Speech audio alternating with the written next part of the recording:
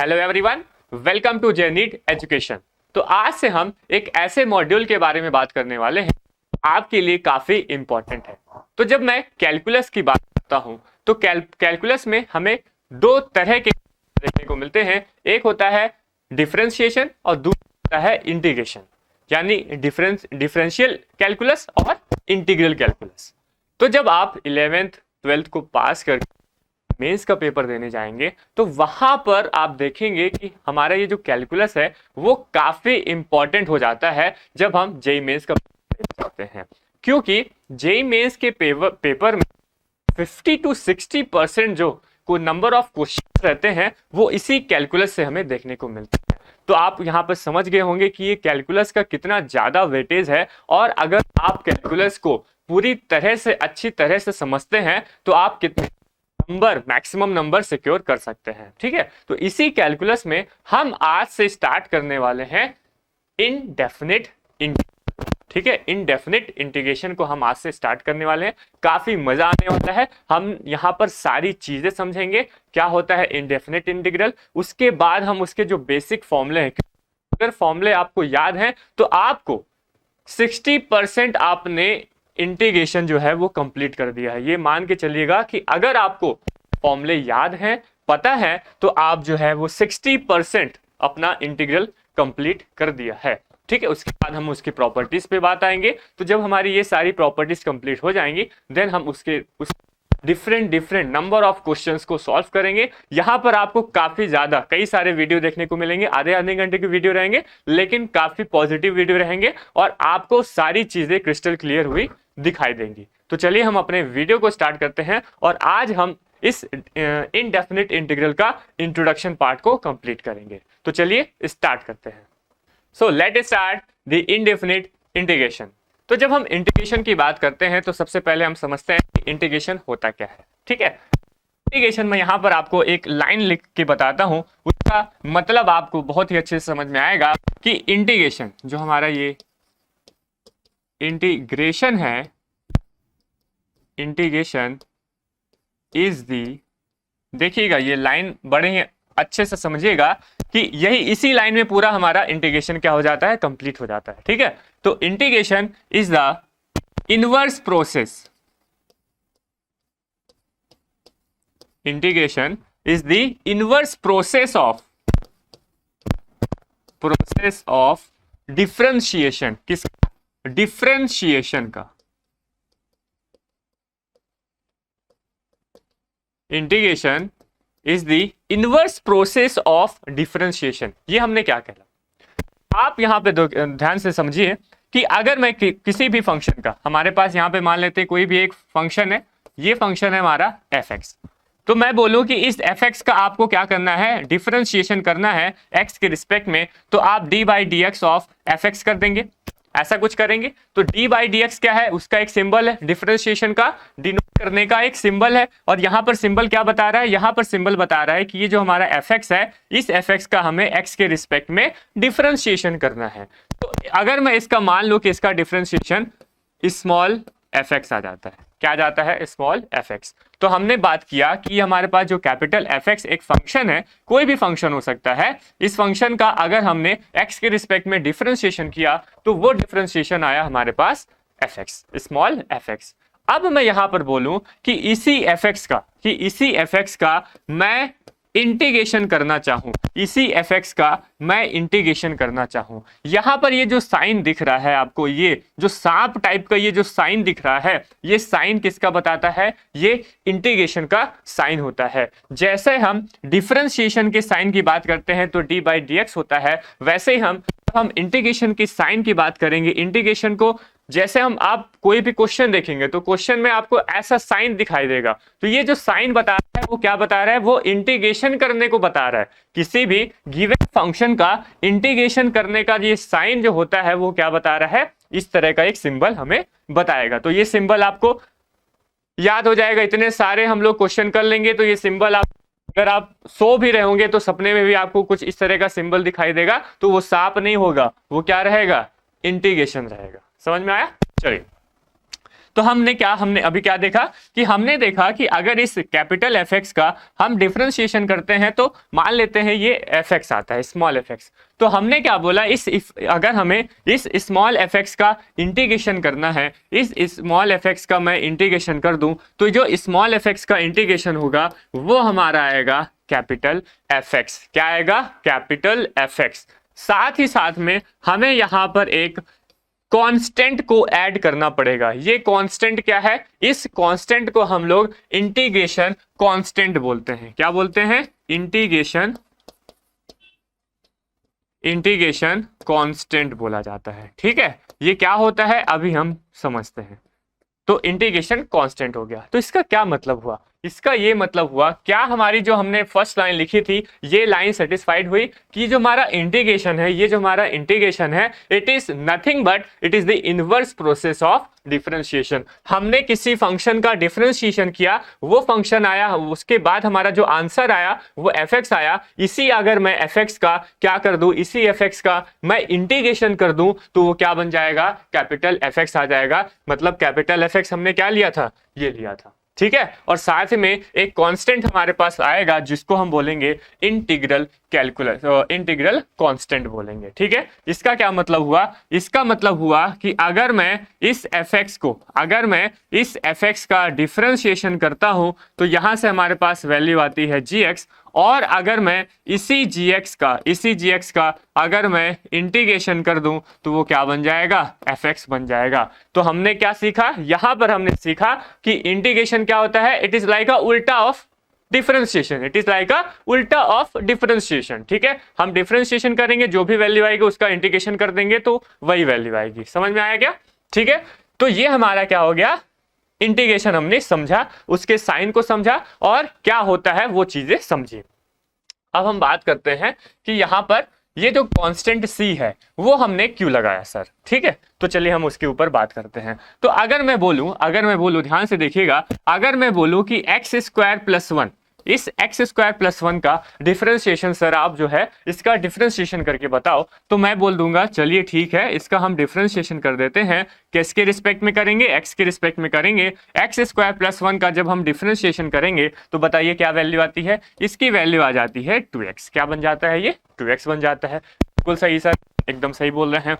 उसके बाद अगर मैं आपको बोलूं कि अगर आप एक्स स्क्वायर प्लस 2 का, सर एक्स स्क्वायर प्लस 2 का भी डिफरेंशिएशन हमें करके बता दो, तो हम बोलेंगे ठीक है सर, हम डिफरेंशिएशन करेंगे और इसका डिफरेंशिएशन भी कितना आएगा? 2x आ जाएगा। अच्छा, उसके बाद बोला सर आप एक बार और जो है एक्स स्क्वायर प्लस 3 का भी करके बता दीजिए तो हम मान जाएं। तो हमने कहा कि चलिए ठीक है, हम इसका भी एक्स स्क्वायर प्लस 3 का भी हम डिफरेंशिएशन करते हैं और इसका डिफरेंशिएशन भी कितना आ जाता है? 2x आ जाता है। और ये हो गया हमारा इतनी चीजें। आप देखिए, अभी हमने कहा कि ये जो डिफरेंशिएशन का इंटीग्रेशन क्या होता है? डिफरेंशिएशन का उल्टा होता है। ठीक है, तो क्या मैं इस 2x का, तो जब मैं इस 2x का इंटीग्रेशन करना चाहूंगा तो हमारी इतनी वैल्यू आनी चाहिए। हमारे पास क्या आना चाहिए? हमारे पास आना चाहिए एक्स स्क्वायर प्लस 1। ठीक है, हमें अगर 2x का, अब हमें अगर क्या करना है? अब हमें अगर 2x का कलर चेंज कर देते हैं। अगर हमें अब 2x का इंटीग्रेशन करना है x के रिस्पेक्ट में तो क्या वैल्यू आनी चाहिए? एक्स स्क्वायर प्लस 1 आना चाहिए कि नहीं आना चाहिए? तो यहाँ पे देखिए, करके देखिए, तो इसका क्या हो जाएगा? 2 इंटू एक्स स्क्वायर बाई 2। ये कैसे आया? अभी हम उसके फॉर्मूले पे, सारी चीजें फॉर्मूले पे हम देखेंगे। ठीक है, अभी आपको देखने की ज्यादा टेंशन लेने की जरूरत नहीं है, बस आप जो मैं यहाँ पे बता रहा हूँ ध्यान से बस सुनते जाइए और उसको, अभी तो इंट्रोडक्शन पार्ट है, इसको कुछ नहीं, बस आराम से बैठना है और बस सुनते चले जाना है। ठीक है, इसमें कुछ ज्यादा गौर करने की जरूरत नहीं है। हम यहाँ पर बस कांस्टेंट की बात कर रहे हैं। ठीक है, वो एकदम नेग्लिजिबल है, जैसा कांस्टेंट है वैसा ही नेग्लिजिबल है। ठीक है, उसका ज्यादा वैल्यू भी नहीं है। ठीक है, चलिए, तो हमने यहाँ पे बोला कि इस 2x का हम जब इंटीग्रेशन करेंगे तो उसकी वैल्यू आ जाती है एक्स स्क्वायर। क्या वैल्यू आ जाती है? X square. ठीक है, अच्छा, तो क्या ये एक्स स्क्वायर जो है वो इसके इक्वल है? नहीं है सर, नहीं है कि नहीं? नहीं है कि नहीं? तो ये वाला बताइए। तो इन तीनों में से इसी वजह से देखिए यहाँ पे एक्स स्क्वायर है और यहाँ पर +1 +2 +3, तो ये हम कौन सा, ये हमारा जो इंटीग्रेशन वाला पार्ट है वो कौन सा होगा, 1 होगा, 2 होगा कि 3 होगा। इस वजह से हम क्या करते हैं, यहाँ पर एक कांस्टेंट c लगाते हैं। अब ये c कुछ भी हो सकता है, ये c 1 भी हो सकता है, 2 भी हो सकता है और 3 भी हो सकता है। क्या मतलब हुआ, इसका मतलब हुआ कि ये हम 2x का जब हम इंटीग्रेशन करेंगे तो उसकी वैल्यू आएगी x² + c, और यहाँ पे c 1 भी हो सकता है, 2 भी हो सकता है, 3 भी हो सकता है। तो ये हमारा फाइनल जो आंसर आएगा वो ये आएगा कि x² + c क्या होगा, इसका डिफरेंशिएशन हो जाएगा। तो वही डिफरेंशिएशन हमने लिखा है x² + 1, x² + 2 या फिर x² + 3। समझ में आई बात। तो ये हमने बात किया कांस्टेंट के ऊपर। तो जब भी हम इनडेफिनेट इंटीग्रल पे बात करेंगे तो इनडेफिनेट इंटीग्रल में हमेशा हमें एक कांस्टेंट c लास्ट में अप्लाई करना पड़ेगा। तो लेकिन जब हम डेफिनेट इंटीग्रल की बात करेंगे तो वहां पर c जो है आपस में कैंसिल आउट होके वो कट जाते हैं और उसमें हम बात नहीं करते हैं। तो हमें केवल इनडेफिनेट इंटीग्रल में ही कांस्टेंट इंटीग्रल को अप्लाई करना पड़ेगा, लास्ट में प्लस लगा के अप्लाई करना पड़ेगा। ये बात समझ में आ गई। तो ये हमारा क्या हो गया, इंटीग्रेशन का इंट्रोडक्शन, छोटा सा इंट्रोडक्शन था उसका कि क्या होता है इंटीग्रेशन। हमने देखा कि इंटीग्रेशन को हम कौन से साइन से यूज करते हैं, और हमने बात की कि जो इंटीग्रेशन होता है इट इज नथिंग बट क्या होता है, उल्टा ऑफ डिफरेंशिएशन। ठीक है, हमने जो भी डिफरेंशिएशन फंक्शन का किया उसी फंक्शन का हम फिर से क्या कर देंगे, इंटीग्रेशन कर देंगे, तो वही फंक्शन हमारे पास आ जाएगा। चलिए अब आगे बढ़ते हैं और प्रॉपर्टीज पे बात करते हैं। हम यहाँ पर कुछ प्रॉपर्टीज देखते हैं, देन उसके बाद हम फॉर्मूले पे आएंगे जो कि मोस्ट इंपॉर्टेंट हमारा पार्ट होने वाला है। ठीक है, तो चलिए हम यहाँ पर अब प्रॉपर्टीज के बारे में बात करते हैं।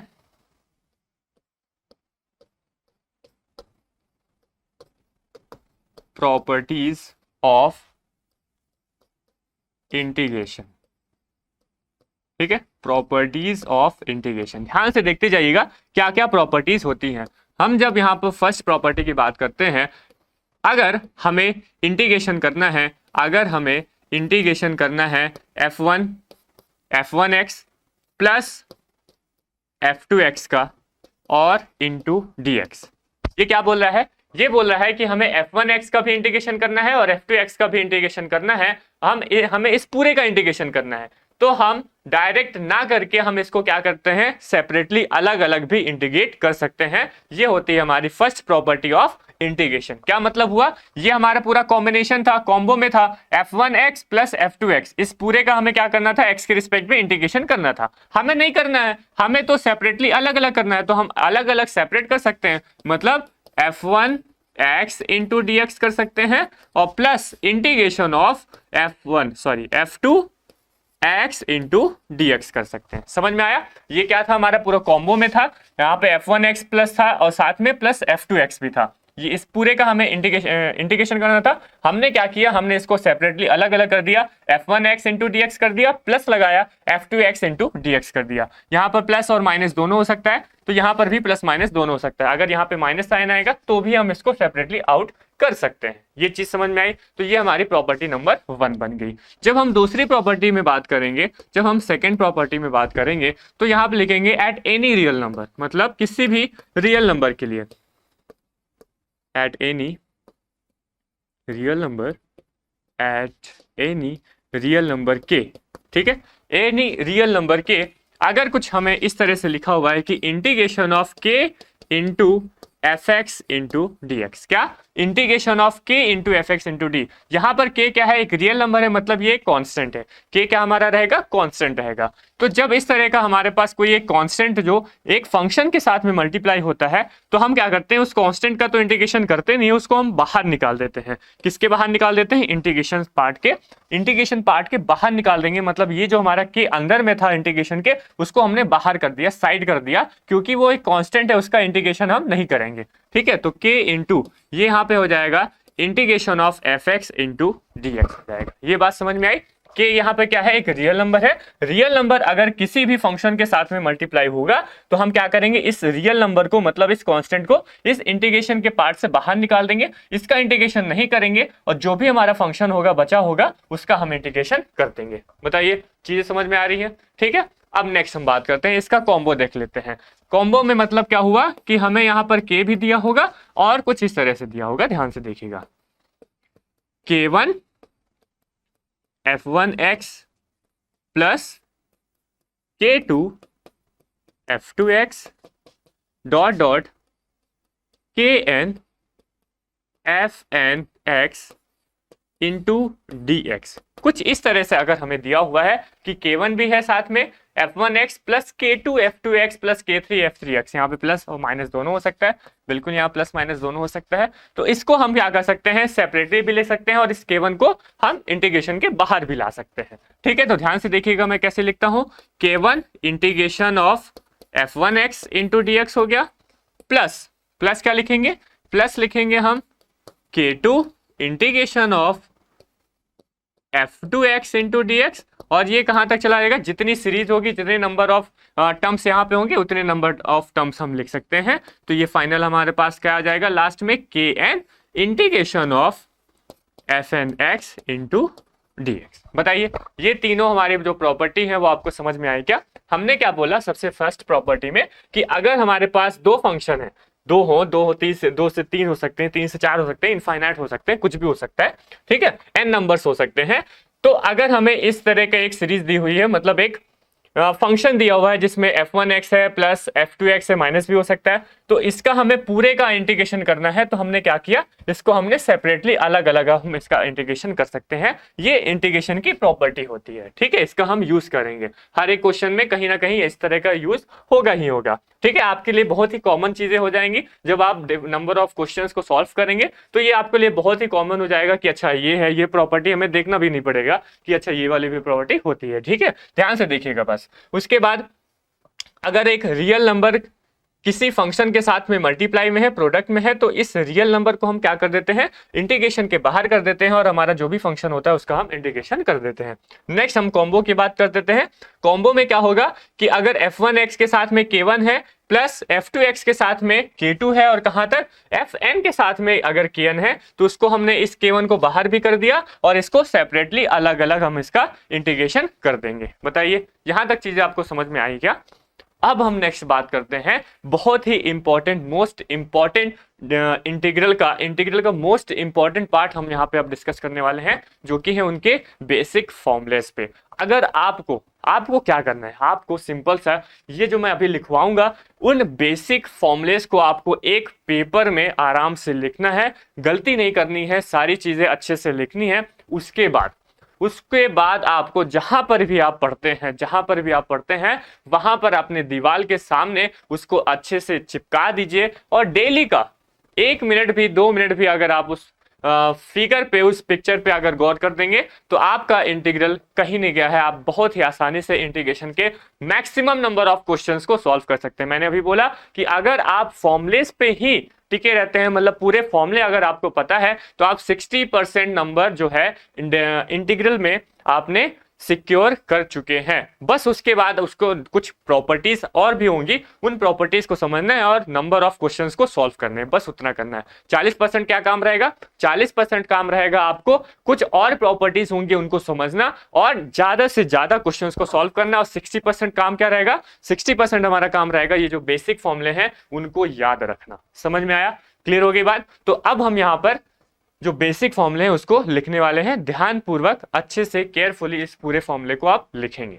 ठीक है, तो यहाँ पे देखिए हमने पूरे जितने भी फॉर्मूले हो सकते हैं सारे फॉर्मूले हमने यहाँ पे लिख दिए हैं। 30 फॉर्मूले हैं, कितने हैं टोटल, 30 फॉर्मूले हैं। इन 30 फॉर्मूलों को आपको याद रखना है। ठीक है, 30 फॉर्मूले में से कोई भी फॉर्मूला कहीं भी कोई भी क्वेश्चन में यूज हो सकता है, ये बात को ध्यान रखेंगे। ठीक है, तो सबसे पहले हम बेसिक फॉर्मूले पे बात करते हैं जो कि है x power n into D X का। अभी हम पहले अरिथमेटिक फंक्शंस पे बात कर लेते हैं, उसके बाद ट्रिग्नोमेट्री फंक्शन में भी चलेंगे। ठीक है, समझ में आया। फिर लॉग वाले फंक्शन में भी चल देंगे। ठीक है, एक्सपोनेंशियल फंक्शन में बात कर लेंगे। सारे फंक्शन यहाँ पे जितने भी 5 फंक्शन है, सारे फंक्शंस के लिए हमारे पास जो इंटीग्रेशन के फॉर्मूले हो सकते हैं वो सारी चीजें हमने यहाँ पे कवर कर लिए। 30 फॉर्मूले हमारे पास में हैं। ठीक है, अब यहाँ पर मैं आपको लिख के बताता तो बहुत ज्यादा टाइम वेस्ट हो जाता है, इसलिए मैंने क्या किया कि सबसे पहले हमने पूरे फॉर्मूले लिख लिए, उसके बाद स्टेप बाय स्टेप एक एक फॉर्मूले हम यहाँ पर देखते जाएंगे। ठीक है, चलिए स्टार्ट करते हैं। तो हमारा जो पहला फॉर्मूला है, जो कि सबसे इंपॉर्टेंट फॉर्मूला है, ये एकदम बेसिक का फॉर्मूला है। ये अगर फॉर्मूला नहीं आएगा तो मतलब आपको इंटीग्रेशन का आई भी नहीं आता है, ठीक है। ये समझ लीजिएगा कि अगर आपको एक्स पावर एन का इंटीग्रेशन नहीं आता है तो आप इंटीग्रेशन में आई भी नहीं है, जीरो है, एकदम जीरो, ठीक है। चलिए, तो ये जो एक्स पावर एन होता है into D x, x power n का हम डिफरेंस इंटीग्रेशन करेंगे तो उसका इंटीग्रेशन होगा x power N plus one divide by N plus one. इसका एक एग्जाम्पल से मैं आपको बता देता हूं। तो देखिए एग्जाम्पल हम यहाँ पे बात करते हैं कि अगर एक्स पावर एन, एन यहाँ पे कुछ भी हो सकता है बस माइनस वन को छोड़ के, ठीक है। एन यहाँ पर कुछ भी हो सकता है बस माइनस वन को छोड़कर।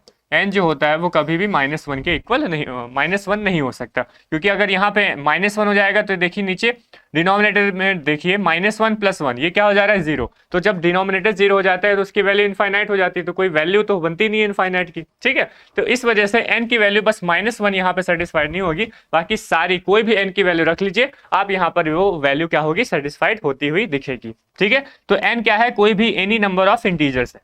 क्लियर हो गई बात। अब देखिए एन अगर मैं यहाँ पर कुछ भी ले लेता हूं, मान लेते हैं कि अगर हमें एक्स स्क्वायर का, यहाँ पे एन कितना है, 2 है, ठीक है। अगर हमें एक्स स्क्वायर का इंटीग्रेशन करना है, अगर हमें एक्स स्क्वायर का इंटीग्रेशन करना है, आपने बोला सर मुझे एक्स स्क्वायर का इंटीग्रेशन करके बताओ, तो मैंने क्या किया, सबसे पहले एक्स स्क्वायर लिखा, आपने बोला एक्स के रिस्पेक्ट में इंटीग्रेशन करो तो मैंने डीएक्स लगाया और ये इंटीग्रेशन का साइन लगा दिया, ठीक है।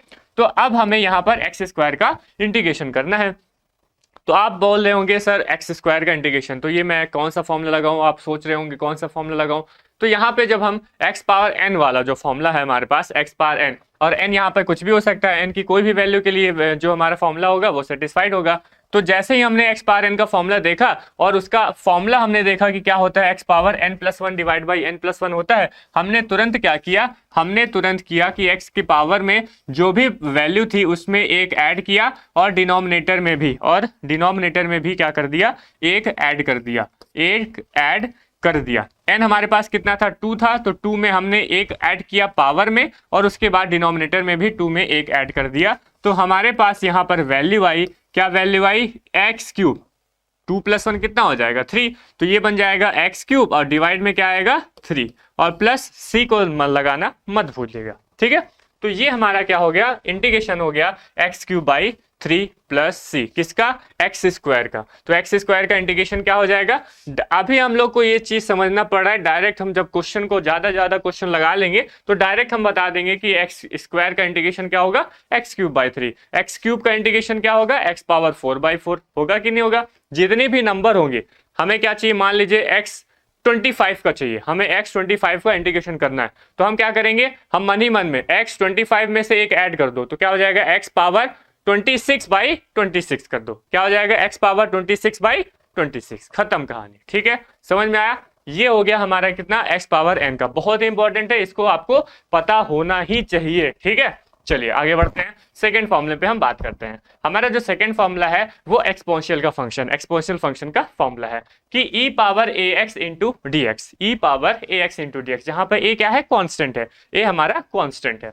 ई power A x into D x, ऐसा कुछ हमें अगर एक इंटीग्रेशन देखने को मिले, इंटीग्रल देखने को मिले, तो उसमें हम उसका जो हम इंटीग्रेशन करेंगे तो उसकी इंटीग्रेशन की वैल्यू क्या होगी, e power A X divide by क्या आएगा, ए आएगा, जो कांस्टेंट है वो डिवाइड में आ जाएगा, तो e power A X divide by A plus C लगा देंगे। इसका भी एक एग्जांपल हम देख लेते हैं।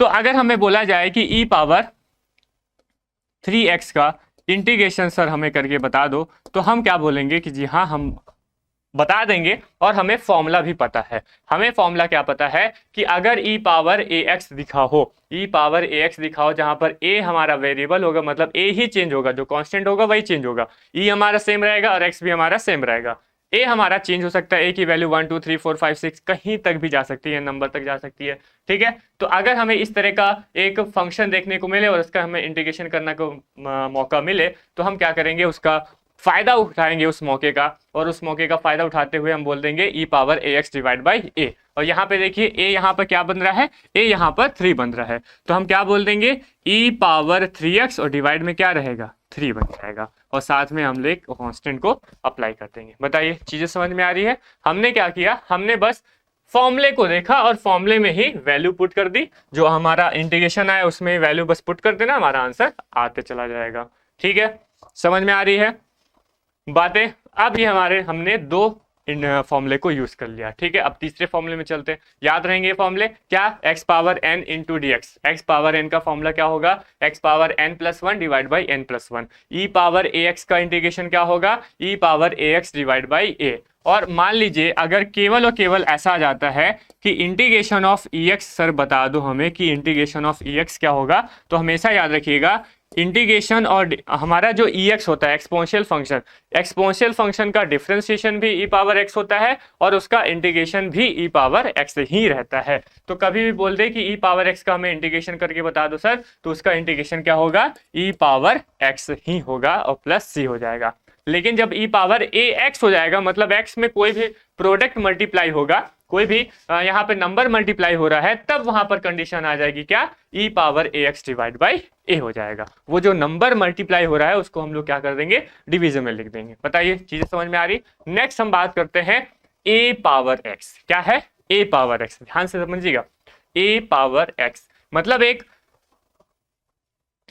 एक नंबर में पावर x लिखी हुई है, एक नंबर में पावर, ये भी क्या है, एक अरिथमेटिक फंक्शन है। तो एक नंबर में पावर अगर x लगी हुई है तो उसका इंटीग्रेशन जो हो जाएगा वो कितना बन जाएगा, a power x divide by log of a। इसको याद रखिएगा, हमेशा बहुत इंपॉर्टेंट है, a power x divide by log of a। 30 के 30 फॉर्मूले हमें याद रखने हैं, ठीक है। a power x divide by log a। अब देखिए यहां पर अगर मैं बोलूं कि सर आप 2 पावर x का, किसका, 2 पावर x का हमें इंटीग्रेशन करके बता दो कि 2 पावर x का इंटीग्रेशन क्या होगा, तो हम बोलेंगे कि हाँ सर मुझे तो तीसरा वाला फॉर्मूला याद है कि अगर a पावर x, जहां पर a क्या है, नंबर है, तो नंबर में अगर x लग जाता है, नंबर में अगर x हमारा लग जाता है, ठीक है, जिसके रिस्पेक्ट में हमें इंटीग्रेशन करना है। यहाँ पर ऐसा जरूरी नहीं है कि, अब देखिए यहाँ पर ऐसा जरूरी नहीं है कि x ही होगा, x की जगह कोई भी वेरिएबल आ सकता है, ठीक है, y हो सकता है, t हो सकता है, तो ऐसा कोई जरूरी नहीं है कि यहाँ पे हमेशा x ही रहेगा। तो ये एक फॉर्मूला है, एक स्टैंडर्ड फॉर्मूला हमने x के रिस्पेक्ट में बनाया है।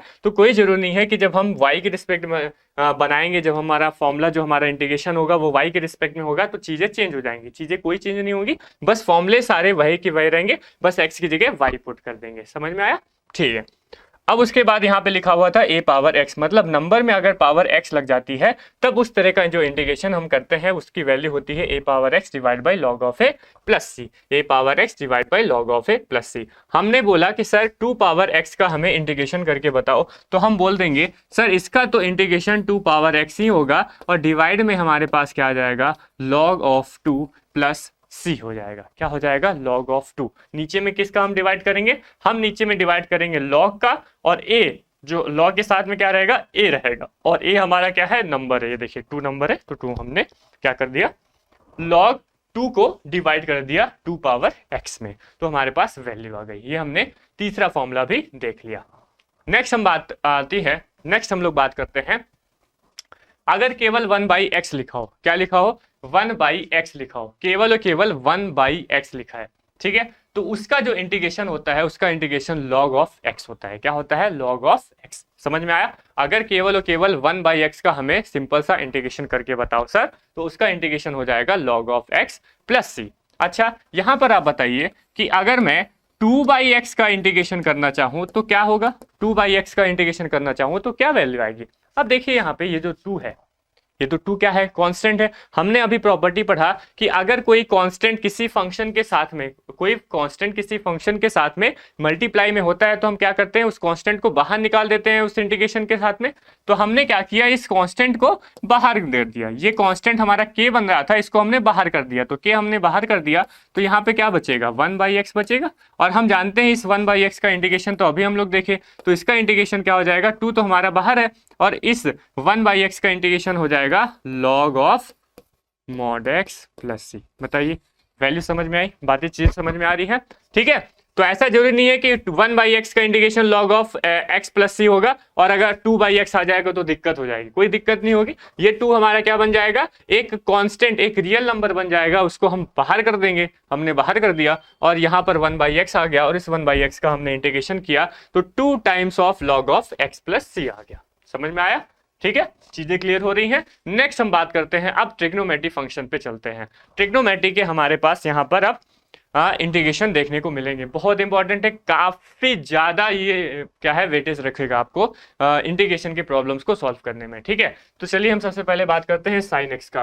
तो साइन एक्स का जो हमारा इंटीग्रेशन होगा, साइन एक्स का जो हमारा इंटीग्रेशन होगा वो हमेशा क्या होता है, माइनस कॉस एक्स होता है। कितना होता है, minus cos X into plus C, minus cos X plus C होता है। हमेशा याद रखेंगे साइन एक्स का जो इंटीग्रेशन होगा वो माइनस कॉस एक्स होगा। और अगर मैं साइन एक्स का डिफरेंशिएशन करना चाहूं तो उसके वैल्यू क्या हो जाएगी, कॉस एक्स हो जाएगी। हम डिफरेंशिएशन अभी नहीं पढ़े, हम डिफरेंशिएशन जब पढ़ेंगे तो उसमें बारे में बात करेंगे। ठीक है, अभी देखिए sine x into D x, sine x का जो इंटीग्रेशन होगा वो क्या होगा, माइनस कॉस एक्स। और अगर कॉस एक्स का इंटीग्रेशन हम करेंगे तो उसका वैल्यू आ जाएगी साइन एक्स। ठीक है, याद रखेंगे साइन एक्स का इंटीग्रेशन क्या होता है, माइनस कॉस एक्स होता है, और कॉस एक्स का इंटीग्रेशन क्या होता है, प्लस साइन एक्स होता है, प्लस साइन एक्स प्लस सी।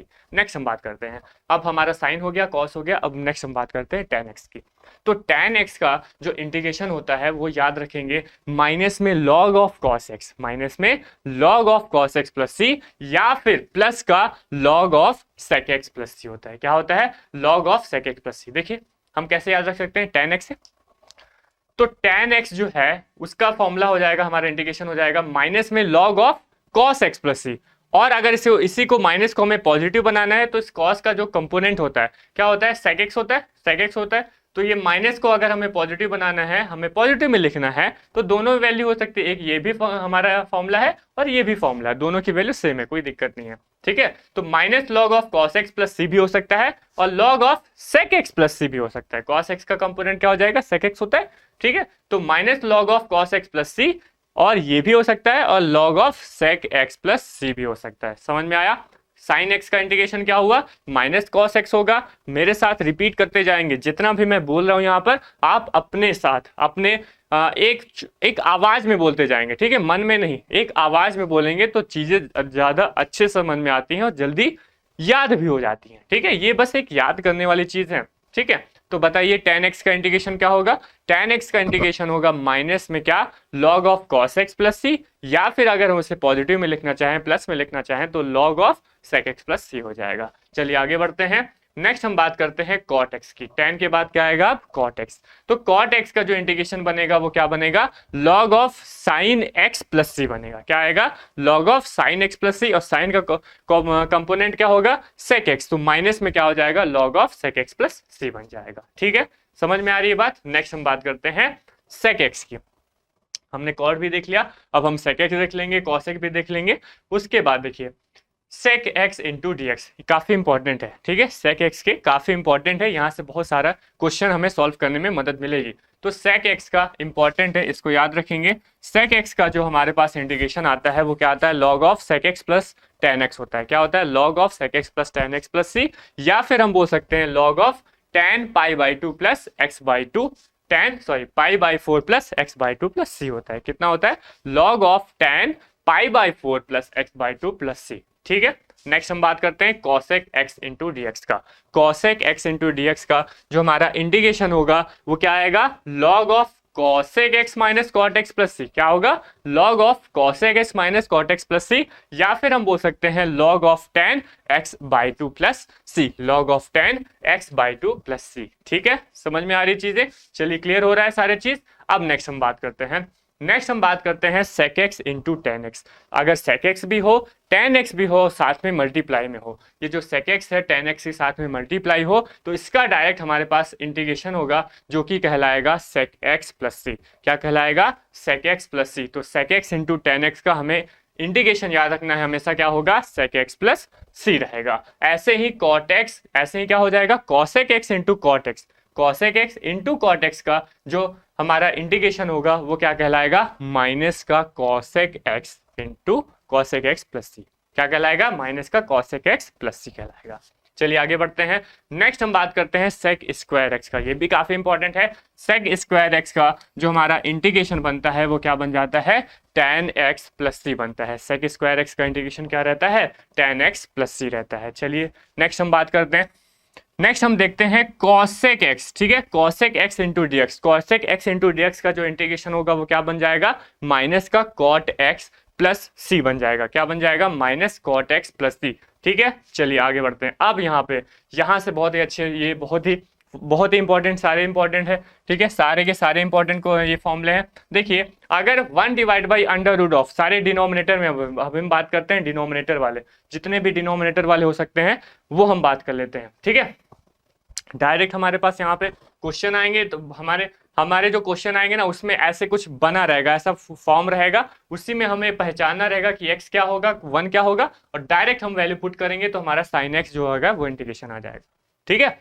समझ में आ रहा है? तो जब हम क्वेश्चन को बनाएंगे ना तो बहुत अच्छे से समझ में आएगा, लेकिन बस आपको क्या करना है, ये जो फॉर्मूले में बता रहा हूँ इसको हमेशा याद रखना है, ठीक है। चलिए आगे बढ़ते हैं। 1 divide by under root of 1 minus x square into D x. अगर अंडर रूट में 1 माइनस एक्स स्क्वायर है, ये एक्स स्क्वायर किस में आ रहा है, माइनस में आ रहा है, तो उस कंडीशन में साइन इनवर्स एक्स का हमारा फॉर्मूला बनेगा। और अगर यही वाला पूरा function 1 divide by under root of 1 minus sine square x, ये अगर माइनस में आने लगे, ये हमारा क्या है, पॉजिटिव है, ये नेगेटिव है, पूरा फंक्शन वही लिखा हुआ है, बस यहाँ पे पॉजिटिव और नेगेटिव का अंतर है। तो जब पॉजिटिव रहेगा तो साइन इनवर्स एक्स बनेगा, जब नेगेटिव रहेगा तो क्या बन जाएगा, कॉस इनवर्स एक्स बन जाएगा। बताइए चीजें समझ में आ रही हैं। नेक्स्ट हम बात करते हैं 1 divide by 1 plus X square. यहाँ पे क्या था, अंडर रूट लगा हुआ था, अंडर रूट में क्या था, 1 माइनस एक्स स्क्वायर। देखिए यहाँ 1 बनना जरूरी है, यहाँ पर x बनना, x में कुछ भी हो सकता है, x बनना जरूरी है और साथ में माइनस आना चाहिए, तभी हम ये फॉर्मूला अप्लाई कर सकते हैं। अगर ये पूरा फॉर्मूला बन रहा है और माइनस में बन रहा है तो कॉस इनवर्स बन जाएगा।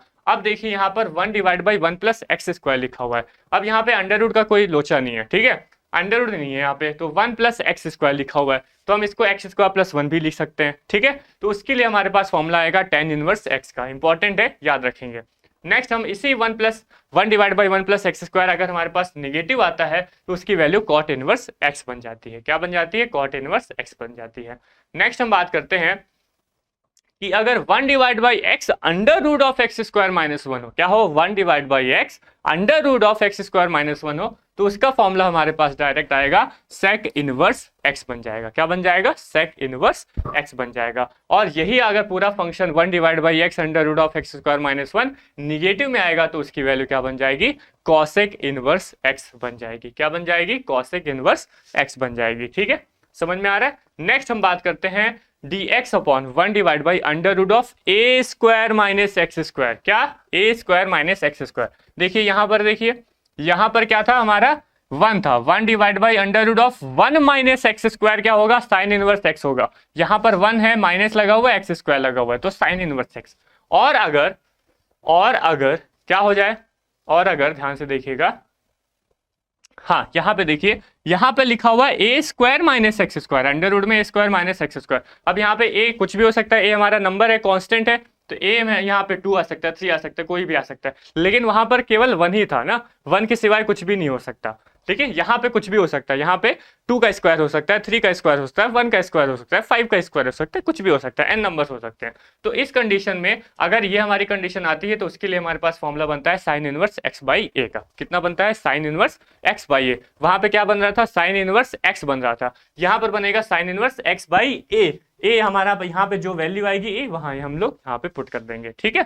चलिए आगे बढ़ते हैं। नेक्स्ट हम बात करते हैं dx divide by under root of x square minus x square, x square minus A square. देखिए यहाँ पर ये जो एक्स स्क्वायर है वो निगेटिव है, लेकिन यहाँ का अगर एक्स स्क्वायर पॉजिटिव है, मतलब रूट के अंदर अगर एक्स स्क्वायर पॉजिटिव हो जाए और जो हमारा कांस्टेंट है वो निगेटिव हो जाए, देखिए ये दोनों एक दूसरे के उल्टे लिखे हुए हैं, यहाँ पे लिखा हुआ है A square minus x square, यहाँ पे लिखा हुआ है एक्स स्क्वायर माइनस ए स्क्वायर। तो दोनों में देखिए, दोनों में अलग अलग फॉर्मूला या पुट होगा, ठीक है, दोनों में अलग अलग फॉर्मूला यूज होगा। ध्यान से देखिएगा और ध्यान से समझिएगा क्वेश्चन क्या बोलना चाह रहा था, ठीक है।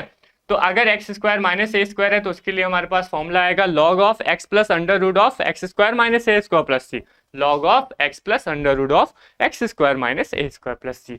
और अगर यहीं पर निगेटिव की जगह पॉजिटिव आ जाएगा, क्या बन जाएगा, निगेटिव की जगह positive, under root of 1 divide by under root of x square plus A square आ जाएगा। तो उस कंडीशन में हमारे पास आएगा log of X plus under root of x square plus A square into C. यहाँ पर क्या रहेगा, देखिए एक्स स्क्वायर माइनस में है तो ये माइनस पुट कर दीजिए, x square plus A square है तो इसमें प्लस कर दीजिए। चीजें समझ में आ रही है। चलिए आगे बढ़ते हैं।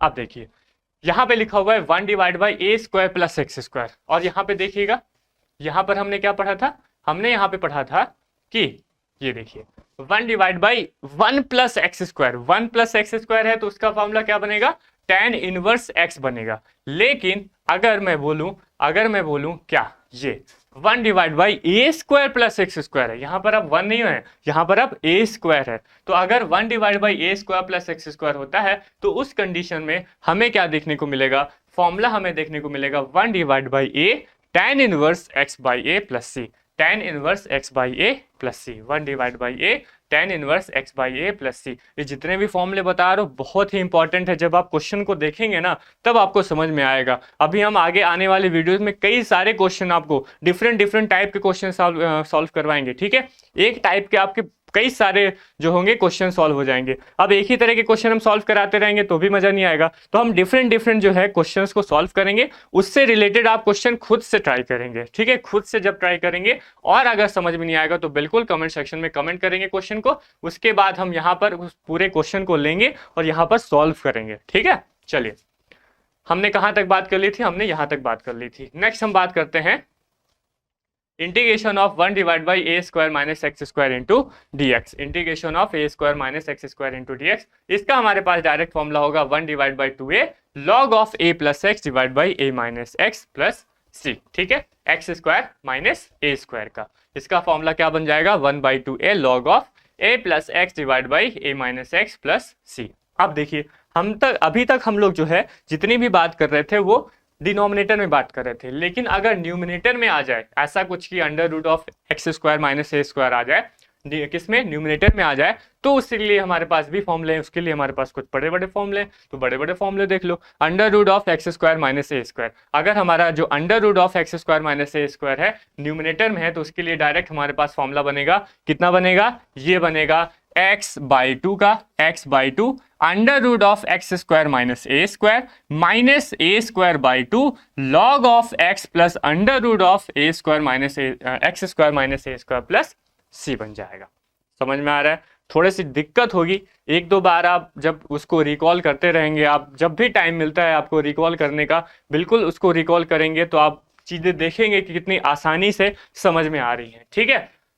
और उसके बाद देखिए, आप इंटीग्रल को और डिफरेंशिएशन को छोड़ के नहीं जा सकते। अगर आपको जेईई मेंस में अच्छा स्कोर सिक्योर करना है तो आप कैलकुलस को छोड़ के नहीं जा सकते। कैलकुलस तो आपको बिल्कुल पूरा पढ़ना ही पड़ेगा, ठीक है। तो जब पूरा पढ़ना ही है तो कैसे ना हम मजे से और अच्छे तरीके से पढ़ें, उसको बोरियत ना बन के उसको मजे से हम पढ़ेंगे तो चीजें बहुत अच्छे से क्लियर हो जाएंगी। चलिए आगे बढ़ते हैं हम लोग। अब आगे बढ़ेंगे और हमारे पास ये वाला फॉर्मूला है under root of A square minus x square. यहाँ पर देखिए चीजें, यहाँ पर पहले में क्या थी, फर्स्ट में थी, फर्स्ट में देखिए, फर्स्ट में क्या था, सबसे पहले तो हमने डिनोमिनेटर में सारी चीजें देखी, बट अब हम लोग न्यूमिनेटर में देख रहे हैं। न्यूमिनेटर में अगर एक्स स्क्वायर पॉजिटिव होगा तो हमारे पास ये वाला फॉर्मूला बनेगा, और अगर एक्स स्क्वायर निगेटिव बन जाएगा तो हमारे पास ये वाला फॉर्मूला है क्या, X by 2 under root of A square minus x square, और क्या रहेगा, प्लस का A square by 2 sine inverse X by A plus C बन जाएगा। यहाँ पर जब यहाँ पर हमारा एक्स स्क्वायर पॉजिटिव था तो एक्स ए स्क्वायर बाई 2 के बाद ये पूरा टर्म आया, कौन सा, लॉग वाला टर्म आया।